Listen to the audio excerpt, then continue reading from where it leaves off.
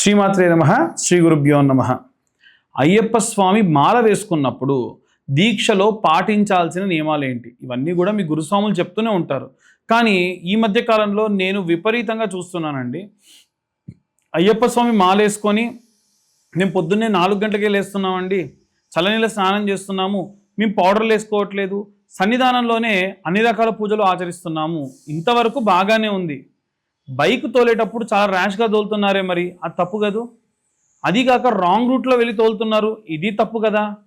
తలకు హెల్మెట్ పెట్టుకోకుండా తోలుతున్నారు, ఇది కూడా తప్పు కదా. ధర్మాన్ని పాటించడానికే విశేషంగా అయ్యప్ప స్వామి మాలలు వేసుకుంటూ ఉన్నాం. కాబట్టి మీరు పూజా విధానంలో నియమాలు, ఏదైనా భోజన విషయంలో నియమాలు, తల్లిదండ్రులకు గురువులకు మర్యాదనే కాకుండా సామాజికమైనటువంటి ధర్మాన్ని కూడా పాటించాలి స్వామి. వేరే అనుకోకూడదు, నేను ఇలా చెప్తున్నానని.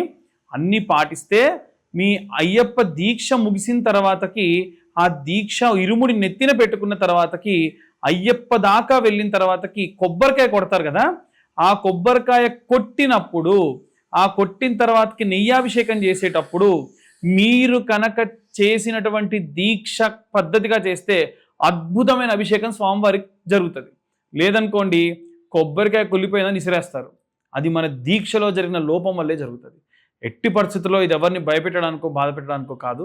దయచేసి మీరు పాటించేటువంటి నియమాల్లో మీరు బండి ర్యాష్గా తోలి కింద పడ్డ ఇబ్బందే స్వామి. మీరు రాంగ్ రూట్లో వెళ్తూ ఉన్నారు చాలామంది, అది కూడా ఇబ్బందే. తలకు హెల్మెట్ లేదు స్వామి. మీరందరూ బాగుంటేనే కదా మేము బాగుంటాం. కాబట్టి అన్యదా ఎవరు భావించకండి. అందరూ బాగుండాలి, అందులో మేము ఉండాలని కోరుకుంటున్నాం. సర్వే జనా సుఖినో భవంతు. స్వస్తి.